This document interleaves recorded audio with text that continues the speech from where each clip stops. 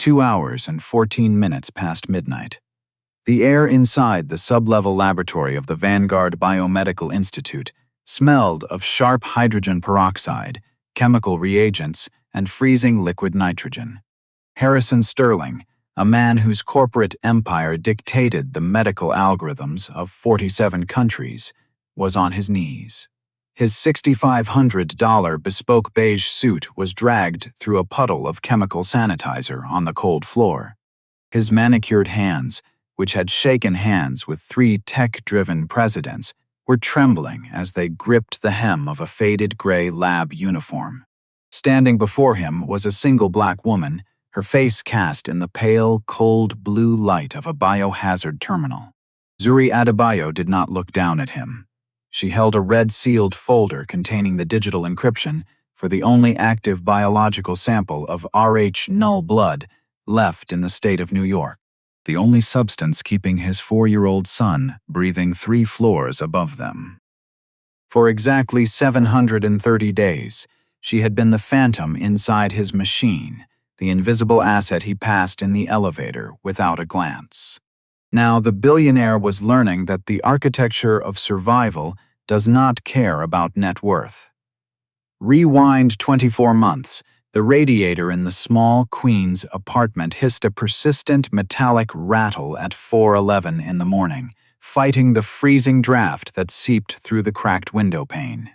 Zuri Adebayo adjusted the plastic oxygen cannula on her mother's face, ensuring the flow was steady. Denise's fingers were stiff, curling inward from the relentless, painful progression of amyotrophic lateral sclerosis. The bedside table was an altar of financial desperation, dominated by a neat stack of unpaid medical invoices, totaling exactly $4,118.62. Zuri rubbed her own palms, the skin dry, and splitting at the knuckles from the industrial-grade disinfectants used to scrub the research facility's elite wings. She had only 3 semesters left at Columbia University, 3 semesters away from holding a degree in biochemistry, before her mother's nerve cells began to die, forcing her to abandon her studies. She did not weep in front of the bed, refusing to let her mother see her spirit break. She tightened the laces of her worn black sneakers, shoes whose rubber soles had separated from the canvas 5 months ago. She stepped out into the freezing New York drizzle, another anonymous body melting into the pre-dawn transit system at 6:30 a.m. The upper atrium of the Vanguard Institute belonged to the architects of capital, buzzing with elite medical professionals and wealthy donors. Harrison Sterling walked through the glass revolving doors, flanked by 3 junior executives carrying encrypted tablets and analyzing market data. His company, Sterling Corp., had just integrated its proprietary diagnostic artificial intelligence into the hospital's core infrastructure. A massive digital billboard above the reception desk displayed his face next to a sleek tagline, "Automating healthcare, eliminating human error." Harrison checked his watch, the Patek Philippe glinting under the recessed LED spotlights. He looked through the people around him as if they were architectural sketches, elements designed to facilitate his movement. Zuri stood by the elevator bank, holding a yellow sanitation cart stocked with nitrile gloves and microfiber cloths. Harrison stepped into the elevator cabin, his shoulder brushing past hers without a microsecond of recognition. He gave a cold instruction to his assistant regarding a $6 million funding layout. To him, the woman in the gray uniform was merely a utility, a piece of hospital furniture that cleaned up the biological waste of the important people. Every 28 days, Zuri turned left at the basement corridor, bypassing the staff break room to enter the restricted blood extraction unit. She did not seek the credit vouchers or the tiny silver pins the hospital distributed to corporate donors. She sat in the vinyl recliner, extending an arm that bore the faint, circular scars of 24 consecutive months of giving. The extraction nurse, an older woman named Clara, prepped the vein with iodine. Clara stared at the digital readout on the collection machine, her voice dropping to a protective whisper. She noted that Rh-null was the golden blood, a substance so rare that fewer than 50 people on the entire planet possessed it. The national database kept it completely anonymized to prevent corporate exploitation. Zuri watched the dark, nutrient-rich fluid flow through the clear plastic tubing into the sterile bag. She thought of her mother's old proverb back in Lagos, that blood was the only currency the wealthy could not print in a factory. When you give it away without a name, you keep the world honest. The illusion of balance fractured at 10:45 a.m. in the administrator's office. Harrison Sterling sat across from the chief executive of Vanguard, his finger tapping the leather armrest impatiently.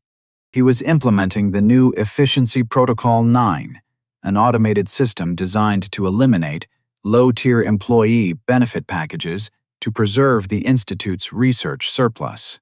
Zuri stood by the door, her hands clasped behind her back as she was handed the updated insurance denial notice for her mother's experimental neuroprotectors. The new protocol labeled Denise's condition as a chronic luxury expenditure, completely above Zuri's pay grade of $16.25 an hour. Harrison did not look up from his tablet as he signed the executive order. He casually remarked to the administrator that these types of people must learn to rely on state infrastructure rather than draining corporate research funds. Zuri did not argue, nor did she ask for an exemption. She took the document, her fingers pressing against the paper until it creased, her silence absolute. She walked out of the room, leaving the billionaire to congratulate himself on another quarter of perfect operational optimization. The temperature across the boroughs of Manhattan plummeted to 11 degrees Fahrenheit by late afternoon as a catastrophic, record-breaking North American blizzard swept over the northeastern seaboard, effectively gridlocking the entirety of New York City under 4 feet of dense, unyielding snow. Inside the high-security perimeter of room 914 within the VIP pediatric pavilion at the Vanguard Biomedical Institute, the internal atmosphere was suffocating, thick with the clinical odor of imported linen and the continuous, desperate mechanical whirring of advanced life support systems. 4-year-old Ethan Sterling lay rigid beneath the weight of premium, customized Italian sheets, his small face completely drained of color, his skin faded to the terrifying shade of wet, fibrous parchment. His breathing was rapid, shallow, and highly irregular, a clear sign that his cardiovascular system was struggling to distribute oxygen to his vital organs. Above his bed, the complex hematology monitors flashed a continuous harsh amber alert, indicating that his total hemoglobin levels had violently crashed to an unprecedented 4.8 grams per deciliter. Harrison Sterling stood directly over the trembling medical team, his commanding voice sharp as a razor, slicing through the rhythmic, high-pitched panic of the machines with absolute, unyielding corporate entitlement. He aggressively demanded that the laboratory specialists run his proprietary predictive L algorithms again, shouting that his recent $5 million endowment should instantly secure an immediate technological solution to this biological failure. Dr. Evelyn Vance, the head of pediatric hematology, met the billionaire's furious gaze with a look of absolute hollow exhaustion, her hands resting flat against the metal bedrail. She stated with quiet, clinical finality that no amount of capital or digital infrastructure could synthesize biological blood cells that simply did not exist in the physical world. The facility's entire specialized emergency inventory of Rh-null plasma was completely depleted after the previous week's operations, and the blinding blizzard outside had brought every single regional medical courier and state transport network to a total, frozen standstill. Ethan was rapidly entering a catastrophic, terminal hemolytic crisis, a state where his own immune system was hunting and destroying his remaining red blood cells alive from the inside out.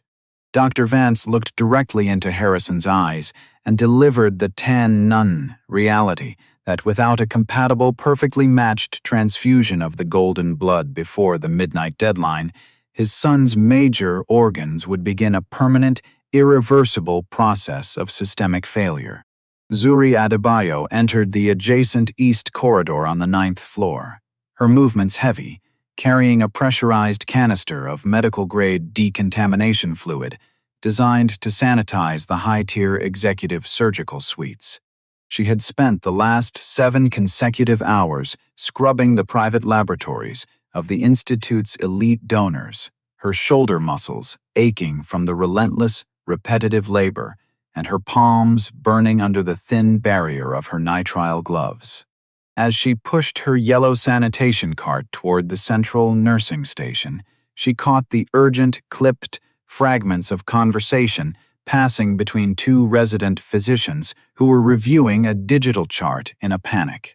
They spoke of the billionaire's child dying of marrow failure just 20 yards away, desperately requiring a miracle unit of Rh null blood, a substance that was completely unavailable across the entire tri-state area due to the weather lockdown.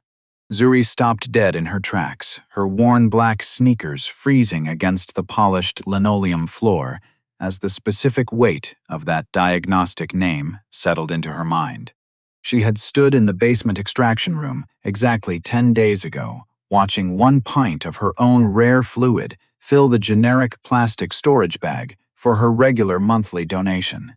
According to the rigid federal safety guidelines and hospital operating procedures, a human donor was required to wait a minimum of 56 days between Trichli procedures to allow the human bone marrow to naturally regenerate its cellular count.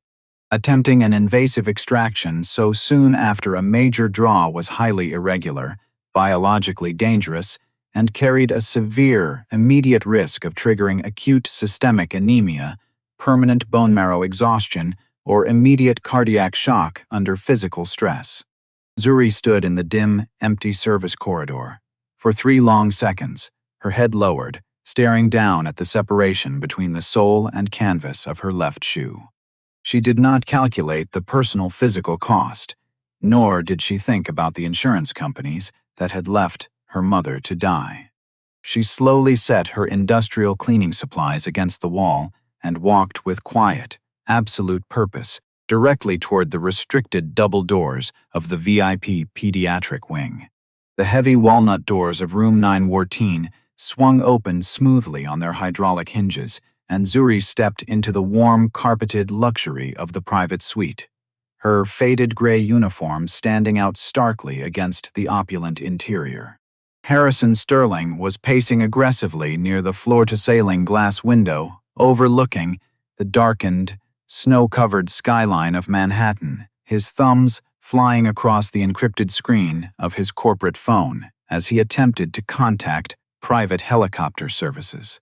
When his eyes caught the low-tier gray fabric of the sanitation uniform and the plastic sanitizer bottle held loosely in Zuri's hand, his aristocratic expression hardened into an immediate glare of intense annoyance. Zuri ignored the hostility, keeping her voice incredibly low, steady, and flat so as not to disrupt the fragile state of the sleeping child on the bed. She addressed Dr. Vance directly, stating with absolute clarity that she possessed the active biological profile for the Rh null golden blood registry within the hospital's historical database and was prepared to undergo an immediate extraction in the sub-level units. Harrison stepped forward instantly, his large physical frame intercepting her path, cutting off her line of sight to the medical chart before she could step any further into the room. He looked down at her through the thick lens of systematic class and racial bias, his voice dropping to a tan-nun, venomous whisper that carried the full weight of his institutional authority.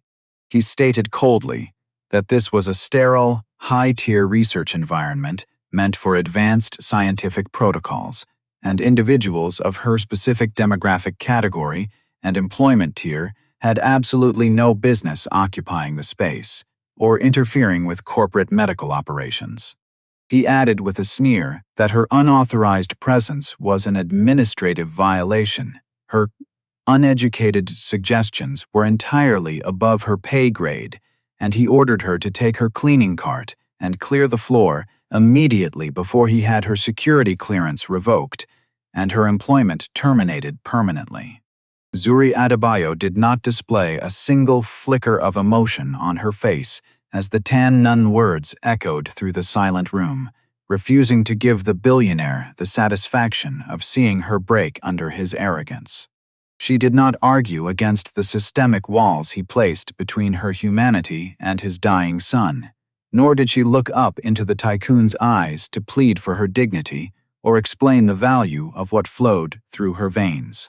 She simply gave a brief, professional nod toward Dr. Vance, turned her heavy sanitation cart around with practiced efficiency, and walked back out into the long, empty corridor without uttering a single word. She descended the service elevator to the absolute bottom of the building alone, the rhythmic clanking of the mechanical shaft the only sound accompanying the deep, heavy thumping of her heart against her ribs. Instead of returning to her designated cleaning zone in the public wards, she navigated the dark, labyrinthine concrete hallways until she reached the heavy, unundexed door of the restricted sublevel laboratory. Using her personal, low-tier technical credentials from her abandoned biochemistry research days, she bypassed the central administrative network and stepped into the cold, silent room, which smelled intensely of industrial steel, rubbing alcohol, and frozen nitrogen.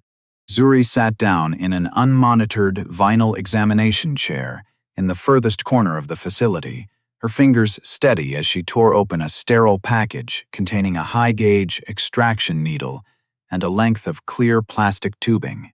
She prepped the skin of her left arm with a standard iodine swab, completely bypassing the automated collection logging network to avoid triggering an immediate system alert at the main desk. With a practiced, precise movement born of years of medical training, she slid the thick metal needle deep into her median cubital vein, watching the dark, nutrient-rich golden blood begin to flow heavily through the tube and into an empty, unindexed collection bag resting on the digital counter scale. As the vital fluid poured out of her body at double the safe legal frequency, a massive wave of intense, crushing dizziness hit her brain, causing the cold steel walls of the laboratory to spin and tilt violently in her vision. Zuri closed her eyes tightly, breathing slowly through the cold sweat that broke out across her forehead, remaining completely thumb-lunk, holding her arm perfectly still as she gave away the very resource her own body needed to survive. The digital crimson clock on the primary monitoring console inside the laboratory interface ticked continuously until the numbers hit exactly 11:47 p.m., marking the exact threshold of the medical deadline. 3 floors above the concrete foundations of the sublevel vaults, the fresh, unindexed unit of biological Rh null plasma was hung onto the stainless steel IV pole by Dr. Vance, who had carried the warm container up the emergency fire stairwell with her own hands to avoid a single second of mechanical delay. Within 24 minutes of the heavy fluid entering the clear plastic line, hooked to 4-year-old Ethan Sterling's small arm, his cardiovascular readings began an immediate, dramatic stabilization process.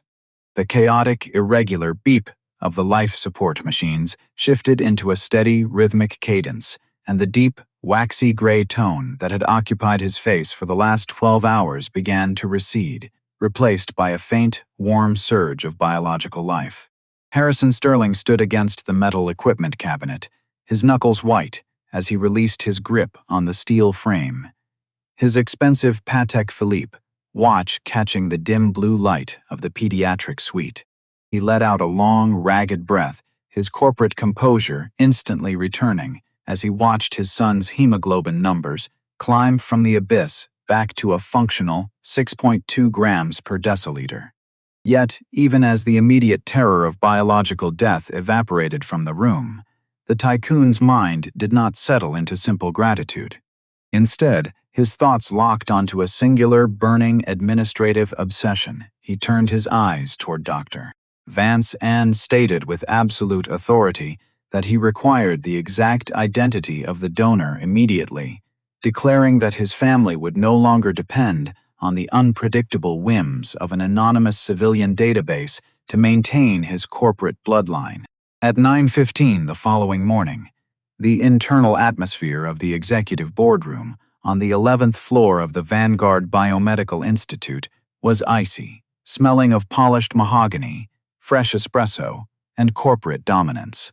Harrison Sterling sat at the head of the long table, his digital tablet open to a high-tier banking terminal that displayed a completed transfer document worth exactly $10 million directed to the Institute's General Research Fund. Across from him, the chief administrative officer of the facility sat in silence, his fingers hovering over a secure, biometric terminal that controlled the facility's encrypted donor registry. Harrison leaned forward, his voice low, measured, and completely stripped of emotion as he delivered an ultimatum, stating that the $10 million endowment was contingent upon the immediate extraction of the donor's personal file. He noted that under standard protocol, every asset within this building possessed a commercial price, and he would not allow federal anonymity guidelines to restrict his access to a proprietary biological resource. The administrator hesitated for 4 seconds, looking at the massive financial figure on the screen, before pressing his thumb onto the biometric scanner to unlock the triple-encrypted laboratory archives. The high-resolution terminal began to process the request, pulling up the digital ledger of the emergency trickle that had occurred during the height of the blizzard the previous night. The system did not produce a standard donor profile. Instead, a massive red warning banner flashed across the screen, indicating a total biometric match with a historic academic file stored deep within the Institute's old fellowship database. Harrison adjusted his glasses, leaning closer to the terminal as the system back-tacked the layers of encryption, revealing the official name, the photograph, and the academic records of a student who had held the highest honors in biochemistry 3 years ago, Zuri Adebayo. The silence inside the executive boardroom was violently shattered as the heavy double doors were pushed open without administrative authorization, allowing 3 individuals to march directly into the carpeted space. Leading the group was Dr. Marcus Vance, a former senior lab director who had been abruptly terminated by Sterling Corp 2 quarters prior under the guise of organizational restructuring, after he questioned the price inflation of basic insulin drugs. Behind him stood 2 senior laboratory technicians, both black men who had spent 15 years operating the Institute's automated blood processing machinery before being replaced by Harrison's new software models. Dr. Vance slammed a thick leather-bound folder onto the center of the mahogany table, the heavy impact causing Harrison's espresso cup to rattle against its saucer. Vance looked directly into the billionaire's eyes and stated with absolute clarity that they were present to deliver formal testimony regarding the systematic manipulation of the facility's operational data. He revealed that for 24 months, the automated diagnostic systems designed by Sterling Corp had been intentionally programmed to flag low-income minority staff members as high-risk, low-efficiency targets to systematically strip them of their healthcare allowances. He pointed a trembling finger at the digital terminal displaying Zuri's profile, his voice echoing off the glass walls as he informed the board that the very woman Harrison had insulted and ordered out of the VIP wing was the biological foundation of his son's survival. The technicians opened their tablets, displaying the historical laboratory logs that proved Zuri had consistently entered the extraction chair every 28 days, Thumb Lunk providing the exact molecular architecture that kept Ethan alive while Harrison's corporate algorithms were actively classifying her mother's terminal illness as an uninsurable liability. Harrison Sterling did not flinch, his face hardening into an expression of absolute, self-righteous defiance as he stood up from his leather chair, smoothing the lapels of his suit jacket with slow, deliberate movements. He looked at the three whistleblowers through a lens of complete corporate detachment, his voice quiet, steady, and dripping with tan nun condescension as he addressed their presence. He stated flatly that their documentation was nothing more than an uncoordinated collection of administrative grievances entirely below the concern of the executive board and completely irrelevant to the legal realities of corporate asset management. He added that Zuri Adebayo was an employee who had signed a standard operational contract, meaning her biological contributions within this facility fell under the general research protocol that his corporation legally funded and controlled. Harrison doubled down on his position, looking directly at Dr. Vance, as he stated that he would not offer a single apology for enforcing the efficiency parameters that preserved the Institute's market dominance, declaring that the emotional narratives of the working class would never override the logical execution of high-tier medical governance. He picked up his encrypted phone, dialed his primary legal counsel right in front of them, and ordered an immediate injunction to seize the laboratory logs and isolate the whistleblowers from the internal network. Zuri stood silently near the back of the room by the open door, her gray sanitation uniform slightly stained with the iodine from her manual draw, watching the billionaire execute his systemic defense without uttering a single word of protest, her quiet resilience remaining completely unyielding as she observed the self-righteous architecture of his undoing. The automated corporate machinery that Harrison Sterling had spent a decade building to replace human oversight turned against its creator at exactly 2:14 in the afternoon. The secure digital network of Sterling Corp., driven by the highly advanced algorithmic system designed to eliminate financial leakage, processed the internal whistleblowing data leaked from the Vanguard executive boardroom. Because Harrison had programmed the software to automatically isolate, penalize, and freeze the assets of any entity associated with operational data manipulation, the system recognized the executive board's own fraudulent medical insurance overrides as a critical threat. Within 47 minutes, the global automated servers initiated a total lockout, freezing the primary operational accounts of Sterling Corp. Across 47 countries. The billionaire stood in his glass-walled office, watching the high-resolution terminals flash a continuous, automated sequence of systemic denials that stripped him of his executive administrative privileges. The very tool he had utilized to cut off the medical benefits of low-tier laborers had executed a flawless, symmetrical retribution, leaving his empire exposed to federal investigators who arrived at the facility with 3 separate corporate warrants.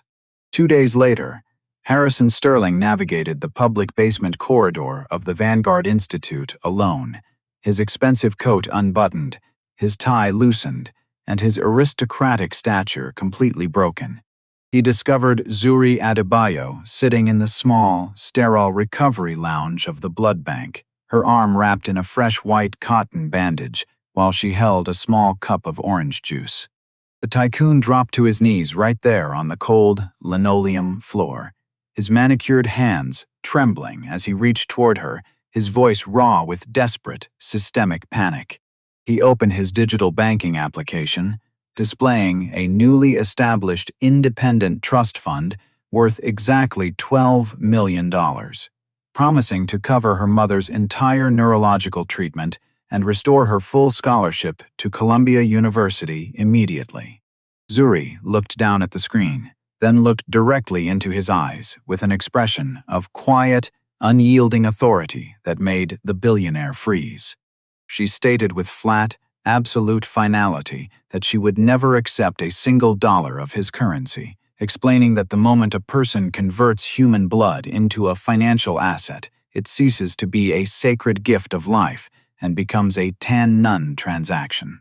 Zuri stood up from the vinyl chair, her faded gray uniform straight, her presence completely dominating the narrow space as she addressed the fallen executive.